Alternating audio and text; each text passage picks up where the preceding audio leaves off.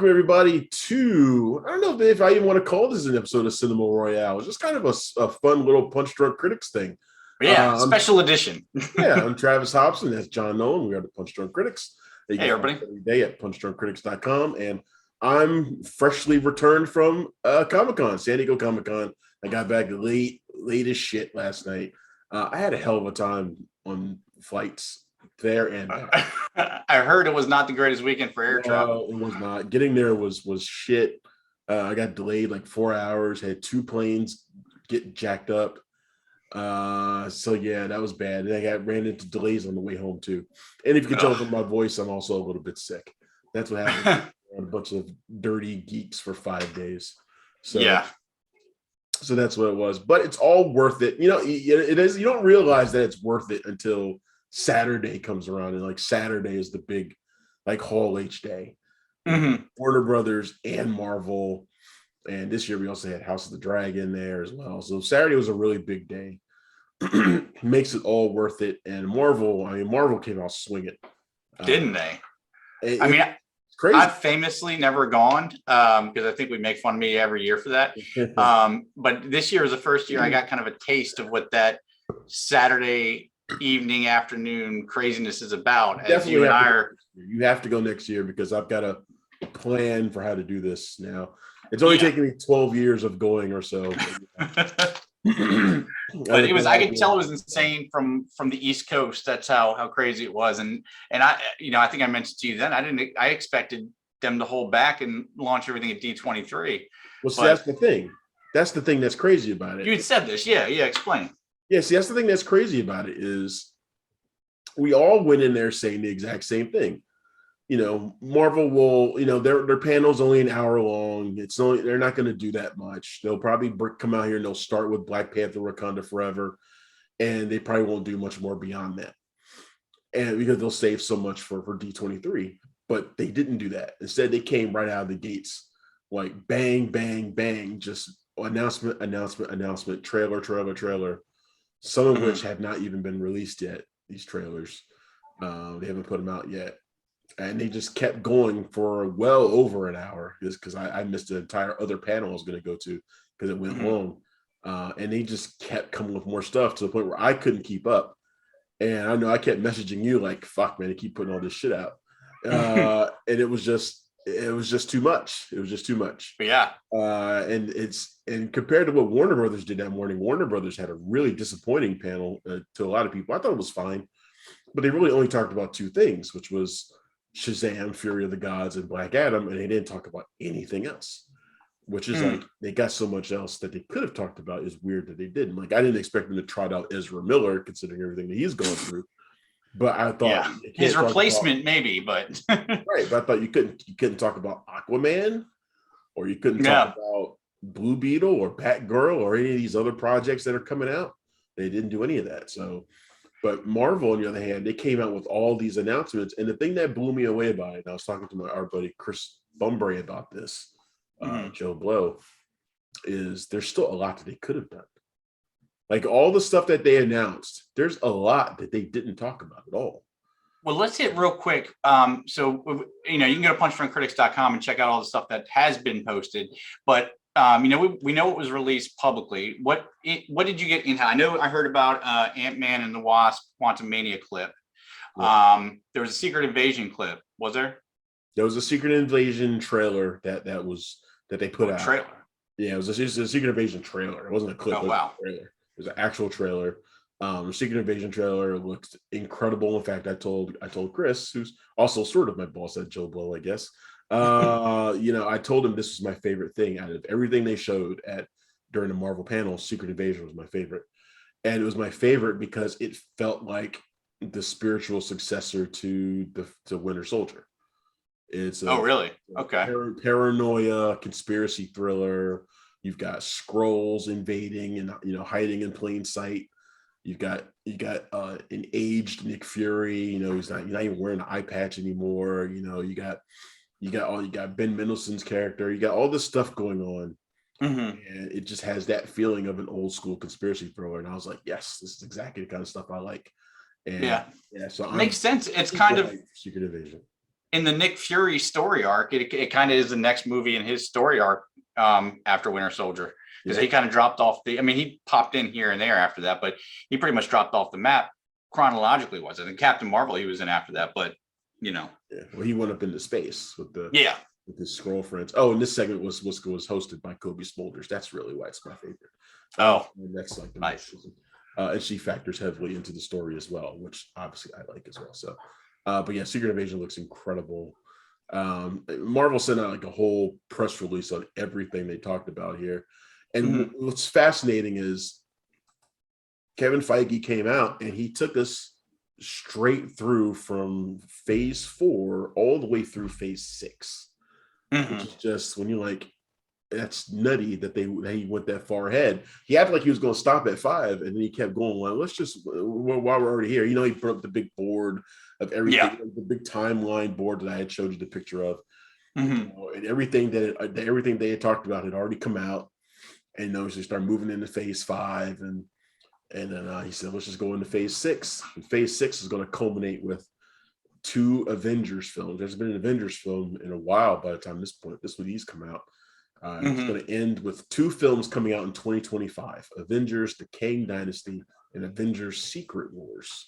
Now, we just learned about an hour ago that Destin Daniel Cretton, the director of Shang-Chi and the Legend of the Ten Rings, is going to be directing the Kang Dynasty. Now, I have to believe these 2 movies are coming out in such rapid succession. Like, the first one comes out in May 2025, the other one comes out in November 2025. That they're either going to be shot simultaneously or back to back. So I don't know how they're going to do that, if he's only going to do one, or they got somebody else coming in to do the other one. I don't know why they're going to do this. Now, do those two, because I always get Secret Wars and Secret Invasion mixed up. They're not 2 parts of the same whole, right? I mean, not really, but we don't know what they're going to do. Because my question would be, are these 2 Avengers movies directly connected, or is the phase going to be split where you have like these 2 movies are connected? Yeah, these 2 movies are connected. They are a two-part story, similar to Avengers Infinity War and Avengers Endgame. Because it almost be cool to, like, with the way they're going with like the foundational, like the Earth-based heroes and all that stuff, and then you also have all this cosmic-based stuff going on, to have 2 Avengers movies in the same year that covered each of those things. But I guess it's probably a better idea to loop them all up. Calling it Secret Wars suggests a lot of possibilities. It suggests possibly the Beyonders showing up, or something like that. Now, I can't imagine them doing that. I really can't. I part of me believes that they're calling it Secret Wars, but it's going to be a completely different story from the Secret Wars stuff that we've seen in the pages of the Marvel Comics.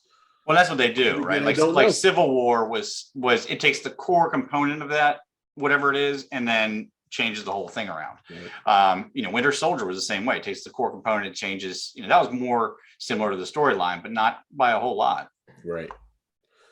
So let's kind of go down the list of everything that Marvel has listed here. Yeah. And we'll start with they did show the new trailer for She-Hulk Attorney at Law. Did you get a chance to watch that? I did. I was really hoping that the CGI would look better by now. It doesn't. It doesn't. There's something with it, and that's the best way to describe it, that it doesn't look right. It doesn't look. It's not that it looks bad. It's just, and maybe it's only certain spots, but it just doesn't look right. There's something with it that's off. Something about it seems off to me, and I'm still hopeful of the show that arrives on Disney Plus on August 17th, 2022. There's something about it that feels off to me. The footage that's in that trailer and the stuff they talked about during the panel really focused a lot on her relationship with Bruce Banner, played by Mark Ruffalo. He's going to be training her and so forth. He seems to be in a place of peace. Yeah. I'm curious what's going to happen with the Hulk more than I'm curious about what's going to happen with She-Hulk. Because I'm like, is he going to stay like this peaceful Hulk forever? Like, and he's just going to be like this side character for the rest of his time in the MCU? Because that would kind of suck. I mean, I like that a lot, and I don't want to see it. I want to see him smash things. Yeah, I don't know that he needs a solo film at any point. I think he's actually a good character to show up as a, not a sidekick, but as a +1, like he was in Ragnarok. But Smart Hulk also doesn't seem like the best place to live from now on. Also, I mean, it's number one, it's been kind of cringy because think about in Endgame when he's dabbing with the kids and he's kind of joking around too much. It just doesn't seem like Hulk. Yeah. But I don't know how they would go back to separating him.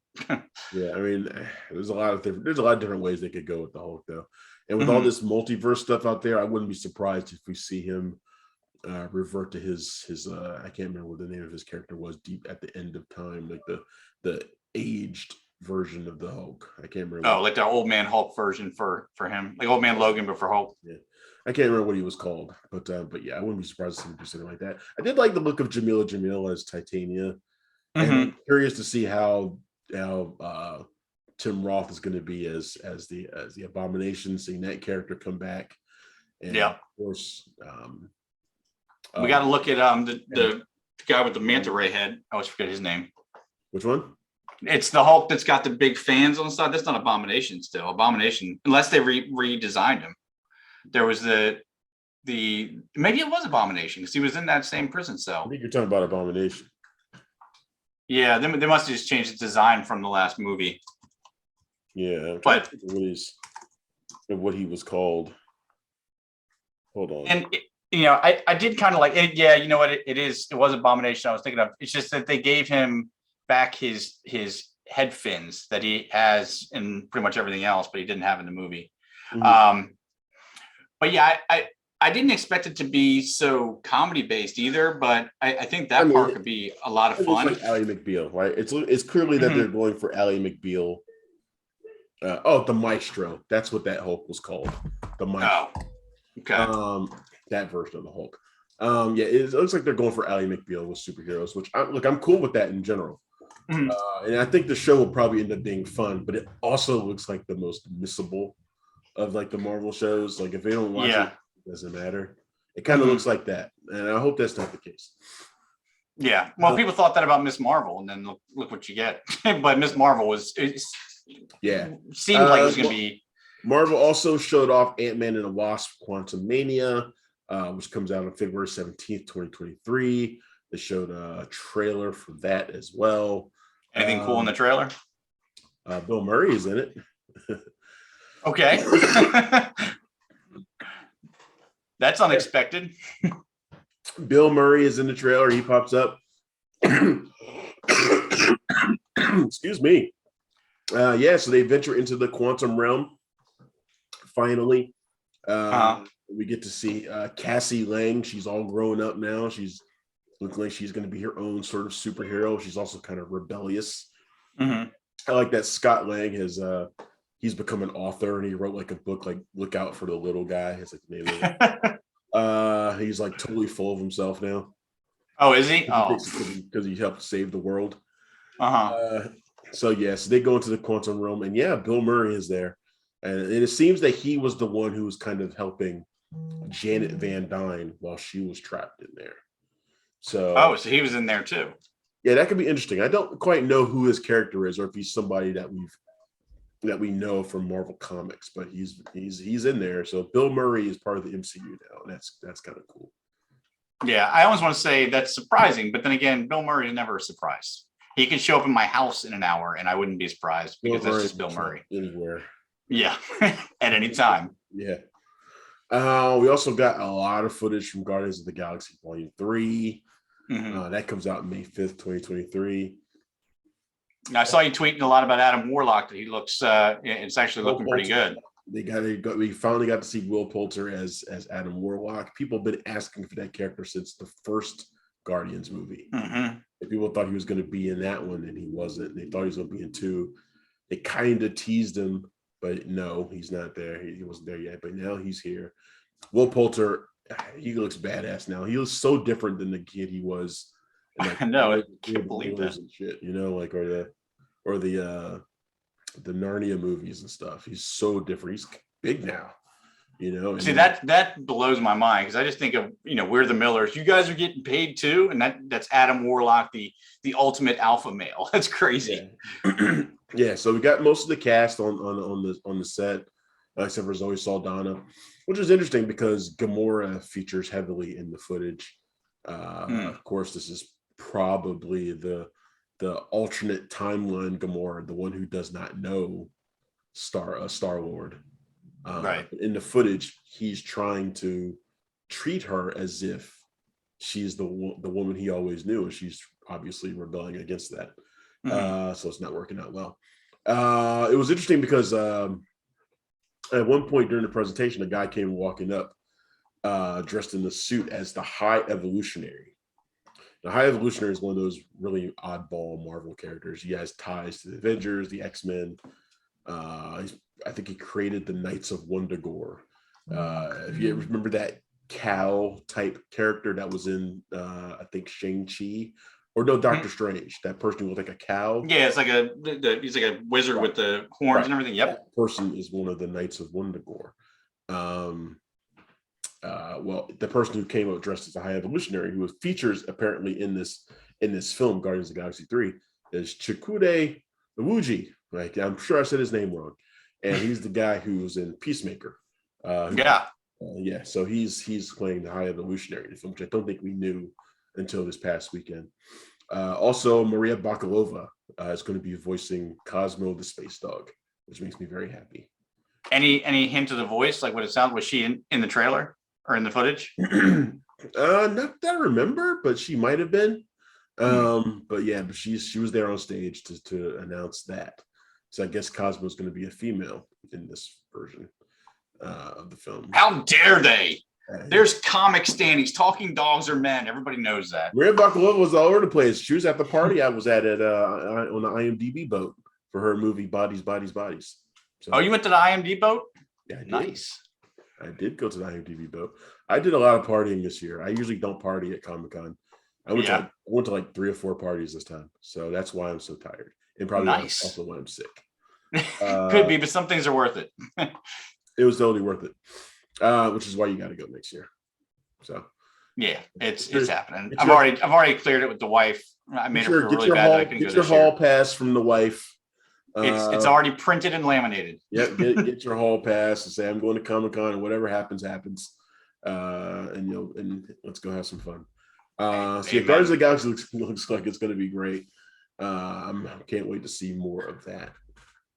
How excited are you for Guardians of the Galaxy 3 anyway? I wish I could say more. I always love the Guardians when they're on screen, and when I see it, it's just, I don't know. I'm not excited for it, but I know I'll love it when it comes out, if that makes sense. Yeah, that's kind of how I am. It's interesting because James Gunn was out there, and he was talking about this is the end of his story for these Guardians of the Galaxy. Like, this is probably the last we're going to see of this team together. Dave Bautista is certainly done. He's been. And Chris Pratt said he was done too, didn't he? I don't know if he said that outright, but I know that Bautista has been trying to get out for a while, ever since they first fired James Gunn. So he's been trying to get out for a minute. Side note: Dave Bautista holds grudges. All right, cool. Move on. He's got enough to do. He doesn't need to do this. Yeah, true. But yeah, this is probably going to be the last we'll see this team, which makes me wonder, are we going to see a new Guardians team possibly under a different director? But I really don't know. But it was kind of a somber mood, though, because you kind of felt like this was the last you're going to see these guys. Yeah, it's their goodbye tour. Yeah, and I think of all the Marvel teams out there, the Guardians of the Galaxy has been the most fun. Yeah, and not just that, they're the ones that proved what Marvel could do. I mean, you can say what you want about the cinematic landmarks of Endgame, but when they were able to take Guardians of the Galaxy off the page and put it in a highly, highly successful movie, you knew that they could do anything. Yeah. Literally no hurdle too high. Yeah, because I remember you and I talked about it plenty of times. It's like, this is a really big test for them because nobody knows who the fuck the Guardians of the Galaxy are. Yeah. I mean, we have a cartoon coming out with the I Am Group cartoon coming out, which everybody seems ready to rock for now. But there's a time when you were like, oh yeah, Marvel's going to release a movie with a talking tree and a cybernetic raccoon. You're like, wait, what? Huh? That sounds ridiculous. But they did it. Yep. All right. So another. I think this is probably quietly maybe even the biggest news of the entire day. Daredevil Born Again. Yes, 18, I need to hear about this episode order. Episode season 1. 18 episodes. That's like an ABC series. Yeah, that's a old lot school. of episodes. That's almost double your typical Marvel series. Typical Marvel season. 18 episodes, season 1, Daredevil Born Again, with Charlie Cox and Vincent D'Onofrio returning, coming to Disney Plus in spring 2024. This set the place on fire. Yeah. When they announced this, because nobody was expecting it. It was absolutely insane. And I don't even know what to make of it. What do you think? Honestly, I don't know. It's so strange in a number of different ways. I mean, I think we all knew that Charlie Cox and Vincent D'Onofrio would be, getting featured again at some point soon. But the 18 episode thing really has my attention, because I'm like, what would cause them to make such a drastic change in what they normally do? I mean, that's, like you mentioned, that's 3 or 4 seasons of any one of these other Marvel shows. I mean, Obi-Wan Kenobi, obviously Star Wars, but that was 6 episodes. So, I mean, this is triple that. It's, what story are they trying to tell? And then the Born Again subtitle, I'm really trying to rack my brain and think, how do you handle this properly? I mean, what do you think? Do you just not act like anything's in the background, like there wasn't a transfer from Netflix? You just keep on running down the road and just act like everything's the same? Do you acknowledge it? Do you start over fresh and act like that stuff wasn't there? Well, okay, first, the 18 episodes, you're probably leaning very heavy into the law aspect of it. You can't just focus on him as a hero. You got to lean into the other part of his life. I don't know, man. As far as acknowledging the Netflix stuff, I don't think you really do it. I think you just you kind of tip your hat to some things that happened that people will remember. Yeah. And maybe they still happen to them in this version in this MCU. Like, this happened to them still, but you just don't have to deal with it directly. It'll be interesting to see who they bring on as like Foggy or Karen Page. If they're doing Born Again, it's going to be anything like the comics. Karen Page has to feature, obviously, both of which were main characters in the Netflix series. But did they say anything about runtime of each episode? Like, they got to be 30-minute episodes? I mean, 18 hours of Daredevil. I don't recall them saying anything about a runtime per episode, but 18 episodes is a lot. I don't know how they're going to pull it off. I'm curious to see, though. I'm very curious. It raises so many questions. How this plays out could say a lot for what they do with Jessica Jones or Luke Cage, or even the Punisher, or probably not Iron Fist. But I mean, you never know what they're going to do, and I have no idea. I have my own idea about what they're going to do with some of those other characters. Like, I think Jessica Jones will show up in another show. I feel like her and Nick and Luke Cage will show up in a show together. Do you think they'll bring Mike Colter in? Like, I feel like there's a Heroes for Hire show around the corner that they haven't talked about yet. Like, that's what I feel like is going to happen. Like, we're not going to get Luke Cage by himself, but we'll get Heroes for Hire. And maybe that's where we get Iron Fist back, because you don't put Iron Fist in his own show again.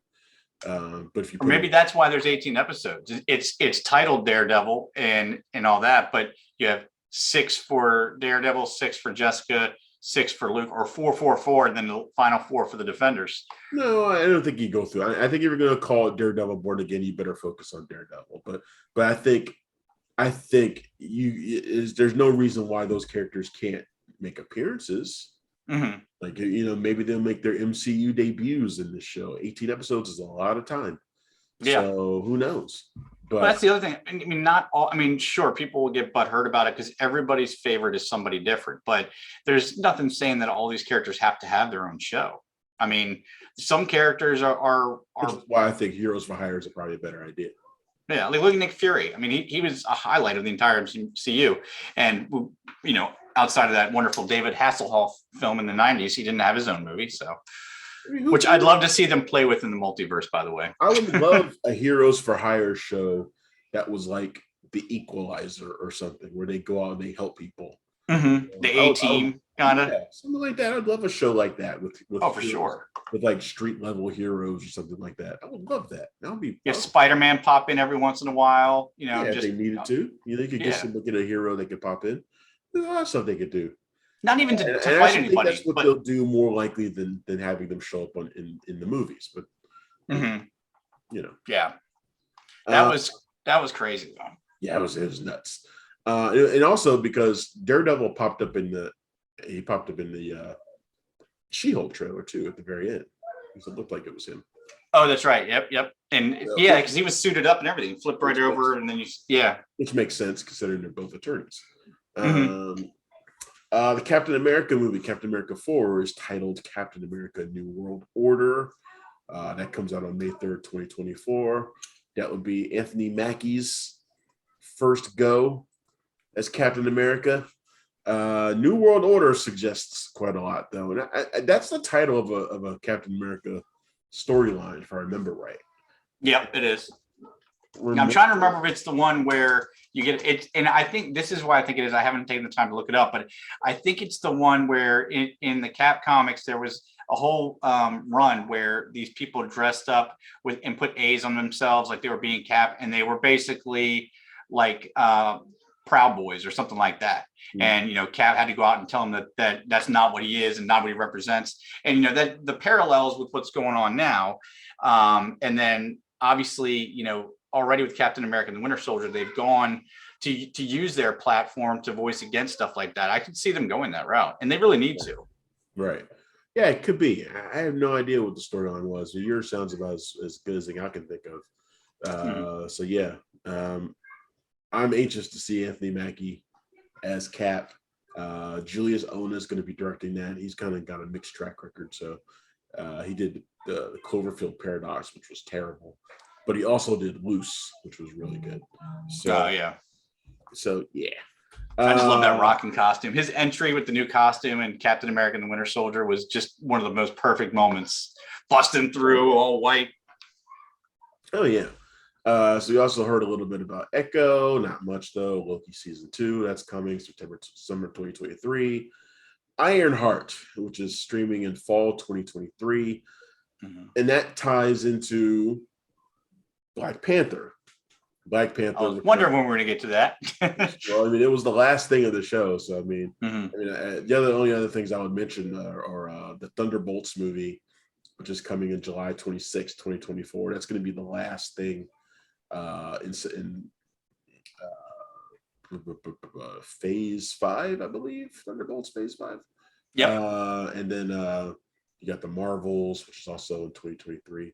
Blade, which begins shooting in October and opens in November 2023. They didn't give us any additional info on that, which was disappointing. And then Agatha, Coven of Chaos. That's the new title for the Agatha Harkness series that's coming out with Catherine Hahn. I like the name change too, Coven of Chaos. It suggests she's going to have a whole coven of witches by her side. Very alliterative too in the Marvel. Marvel method. Winter 2023 for that. But yeah, so the Ironheart series, that ties us right into Black Panther: Wakanda Forever, which is how they ended the show. Ryan Coogler came out to talk about Chadwick Boseman. This is just really kind of a somber affair at this point. Yeah, talking about Chadwick and how he's still with them and all this kind of stuff. And a lot of people in the crowd were brought to tears over it, understandably. They had to perform a live performance from a group that was dancing and singing and tribal verse and tribal gear. And the cast came out and they all kind of hugged and celebrated Chadwick for a while. And then they gave us a trailer. Trailer. And the trailer, which everybody has seen, has probably been watched 30 billion times at this point. I know I've watched it 4 or 5 times. The whole thing is about loss and missing T'Challa, missing him as a leader, and how it affects the women in his life, because he was surrounded by women, powerful women, Mm-hmm. Angela Bassett has a quick scene where you see the power of that woman come flying out. But the thing I loved about the trailer, outside of that amazing "No Woman, No Cry" cover that slowly crescendos into the war part, is that you can tell how Wakanda deals with something like this. Like at first, I'm sitting here watching, like, what's all this? Everybody's dressed in white and they're dancing. And I was like, oh, it must be T'Challa's funeral, because Wakanda is the type of place that would celebrate life rather than mourn death. And you kind of get that in the beginning, and then you get the anger in the middle. It almost goes through the stages of grief there for a while.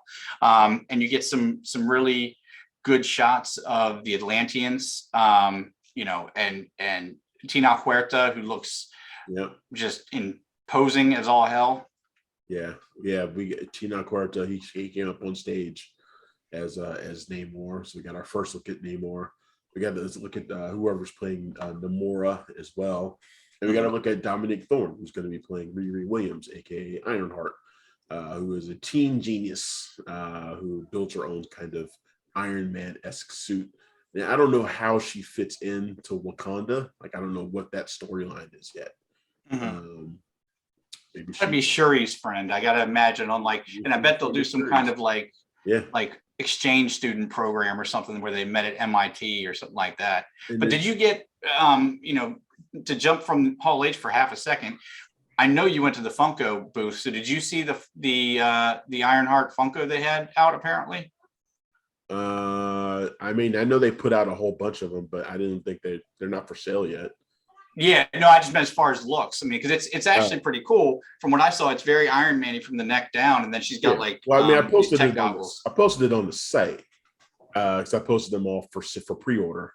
And I posted that one up there too. So yeah, I mean, I saw it in that way, but I didn't see it in person. You didn't see it in person? Oh, okay. I didn't see it in person. So I trust me, I bought my share of Funkos also. Not as many as I used to, but I still bought plenty. But yeah, the whole Black Panther trailer was pretty stunning, and I love the way they weaved in the Atlanteans into this. Yeah, it kind of looked like I have Avatar for a minute, but that's fine. It did. But I'm curious to see how this is going to go. This war that's clearly going to break out between the Wakandans and the Atlanteans. What happens? And who's the third party in the situation? Because it's in the trailer, you do see some tack geared operators taking some poor woman that's crying and breaking into Atlantis basically, but I can't imagine those are Wakandans, so it's got to be a third party. No, it's probably some white interloper, who's out there trying to steal the resources. Colonizer. Yeah, that's almost assuredly what it is. I'd be disappointed if it went any other way. Exactly. But so they told us that phase 5 is the Multiverse Saga now, right? Or was that phase 4? 4, 5, and 6 will be known as the Multiverse Saga. Okay, so I just wanted to confirm that because the first 3 phases were the Infinity Saga. Right. So just looking at this, that's the only big question I have after this panel is, and I think everybody was hoping to get some clarity on that, on what the goal was, what the end game is. We did get some idea. We got the 2 Avengers movie, Kang Dynasty coming up, but I don't see anything multiversey on here outside of Quantumania and Loki. Maybe Agatha. I forgot to mention Fantastic Four also, which that comes out in 2024, and that's going to be part of phase 6. Right. I mean, I think there are things in here that are going to be multiversal that we don't know about yet. Like Fantastic Four almost certainly will be. Yeah. Loki season 2 probably will be. In fact, it almost has to be, considering it's the thing that really kicked off this whole multiverse stuff. I don't know. There's probably a lot of things in here that phase 6 is almost entirely empty. It's only got 3 things in it: Fantastic Four, and then the 2 Avengers movies. It's only got 3 things in it. So I expect there'll be a lot of stuff filling in the gaps there that will be very multiversal. But it seems like most of this stuff will have some component of it, even if it's not like the whole thing driving the story. Yeah. Like it's sort of like how the first 3 phases, not every movie had like a direct connection to Thanos, but they all played a part in the puzzle. Yeah, that's true. That's true. I mean, some of it was world building, some of it was character introduction. Yeah. But I mean, the one thing that's easy to miss when looking at this phase 5 graphic that they put up, and again, it's on punchdrunkcritics.com, so you guys can take a look as well. But you see all these movies, like that's awesome. And then when you look at it, you even read it, but don't realize until you commit to mind that these are almost exclusively in 2023. Three of the shows and slash movies are in 2024, but that's 4, 6, 8. That's 9 properties throughout the year in 2023, all of Marvel. So if they're looking to test fatigue, that's going to be a good test. But I don't think, I think the thing is these shows and these movies are different enough, and they're bringing in new things enough that it's keeping it fresh. Like Miss Marvel, for instance, not a character I really had a ton of interest in, but I forget her name. The girl that plays her was just so freaking adorable and so good in the role. Yeah, she's great. But then bringing in things that are interesting, of course, as a random white dude, you end up feeling guilty right away, because it's like when I watched Watchmen and I had never heard of the Tulsa Massacre, and now I was like, wait, Partition? What's Partition? Never knew. But they're doing enough. I didn't know about the Partition either. In fact, I bet you most people didn't. Oh, okay. So it wasn't just me then. But they're bringing enough new stuff, and they're doing it in an intelligent enough a way that it's keeping it fresh. So look, you got to imagine with all these different shows, there's going to be ups and downs, both in terms of quality and in what draws people's attention. And some things are more niche than others. I mean, most people are going to perceive the things that they think have a larger impact on the MCU, and probably more people are going to watch those. But if you see something that like we talked about with She-Hulk earlier, She-Hulk doesn't seem like it's going to have a major impact on the MCU. So I will be surprised if it's like one of the highest rated of the shows. It probably won't be. Yeah. Even if it's good, it probably won't be, because I think people will perceive it as being sort of like, skippable. Yeah. All right. So we'll put our bets in now. We'll collect in August 2024. Best and worst property on this board. What do you think at the end of the day? What do you think is going to be the best property, show or movie? What do you think is going to be the worst? I think the best out of all of these is going to be Guardians of the Galaxy 3. No, wait, okay. I take that back. I think it's going to be Secret Invasion. I'm surprised. I thought that's what you were going to say. Okay. Yeah. And worst? There's a difference between which one I'm most looking forward to and which one do I think is going to be the best. I'm almost certain that Secret Invasion and Guardians of the Galaxy 3 will be amazing. Yeah. What about you? And kind of the same way, what I'm most excited for is Captain America, just because I'm a Captain America nut. But, I'm so intrigued by the 18 episodes of Daredevil that, I'm wanting to go to that. But I think there's a real chance that Ironheart might be really big, because, I on one hand, I think it might be kind of gauche to have the same character as Essential again, but as they're building the new Avengers, having Riri Williams in there and having her show and introducing her. Iron Man was a central component of the first group. I don't see why Ironheart wouldn't be a central component of the next. And outside of the Marvels, regarding the next team, there's not much out there. There's a lot of stuff that they didn't put out here. Like there's no WandaVision season 2. There's no Shang-Chi 2, which I think that movie probably gets moved into like phase 7 or 8 now, because Destin Daniel Cretton's going to be busy with one of the Avengers movies. There's no Armor Wars. Armor Wars. Oh yeah. Armor Wars is a series they've talked about a lot. The one that's going to be led by Don Cheadle's War Machine. So that's not on here at all. Does that show up in phase 6? I mean, I don't know. Or maybe that gets moved further down the line. And not for nothing, but Don Cheadle's not getting any younger. I mean, you move that to 2006, you're talking about have a 65-year-old man in there. Look like he's aging though. Like Don Cheadle has one of those faces. I don't think he looks like he's aging very much.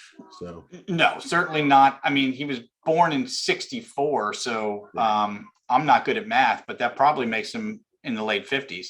But the thing with people like that is they don't age until they do. As soon as they hit that age, all of a sudden they look like, why do you want Benjamin Mutton being born.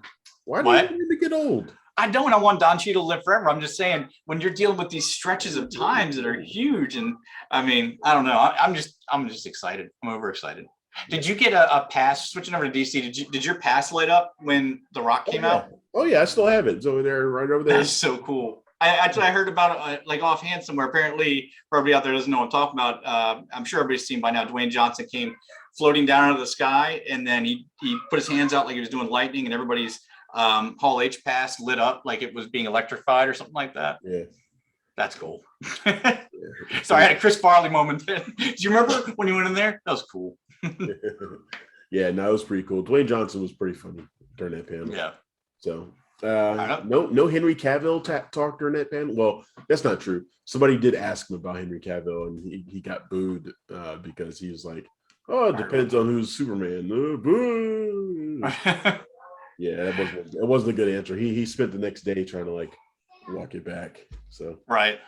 Now, I know you probably want to wrap it up here, but I just had two things I want to hit on. Number one, Shazam, Fury of the Gods. You are far more tapped into the news than I am, but I don't remember seeing anything. When and why did they recast half the family? What do you mean? Why they recast half the family? Well, like in the trailer, I noticed like Adam Brody's not one of the super siblings anymore. Yes, he is. He was not. What? He was, or at least in the trailer, like when they're walking through and Shazam's in front and they Shazam and they all change. Freddy's superhero was like some guy with weird long hair. He is in it. He's still there. Okay, well, it's always possible that I'm just dumb, but yeah, I was about to say, I didn't see that they recast anybody. That's why I was so confused. Like I saw Megan Good and obviously Zach Levi, but everybody else looked different to me. Okay, so and DJ Catrona, I saw him too. All right, and then the last thing I wanted to ask you about, I really need to know about. I texted you about this while you're out there, I think. Let's talk about the floor just for a minute, specifically the Sideshow collectible booth. How awesome was that in person? I mean, I always send photos from their stuff like every year. Mm-hmm. I mean, their stuff looks incredible. It's always one of the things that I make sure to post photos from whenever I walk through it. The entire floor is amazing, but yeah, the Sideshow collectibles booth looks insane. The only one that's better to me is like Funko's whole setup. Funko's setup is crazy. But that whole village, no? Yeah. But yeah, it looks awesome. Their stuff's so detailed. It's too bad I'll never own any of it. It is but expensive, that's for sure. It's way too expensive. I bought a $75 shirt, and that's like the most I've ever spent there. No, that's not true, because I bought a Star Wars backpack, and that was $85. So yeah, those are the most expensive things I bought there in a while, and not since I bought that Metroplex like years ago. Wow, that's crazy. Awesome. Yeah, but you'll get to see it next year, because you're gonna go next year. I mean, I've said it over and over again, but it's not a joke. I told my wife that if anything, I this year proved that I need help out there. And I always try to explain it to people when I'm out there, because I'm with my colleagues who are like with like real sites that have like real things to do. And I'm like, I come out here for fun. And in general, I do. But I do some work while I'm out here. And it's like, but even just doing a little bit of work, it's still a lot. And I'm like, oh yeah, God, I have like one more person. Like the year Ronnie came was like a breath of fresh air, and he didn't even do that much.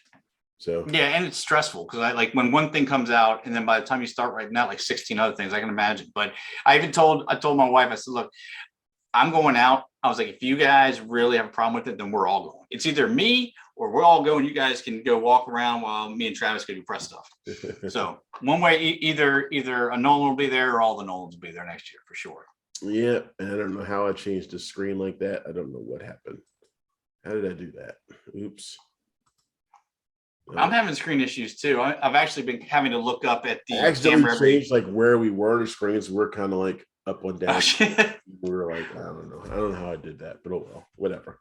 Anyway, this has been great. This is our Marvel Hall H recap from San Diego Comic-Con. It was a blast. It always is.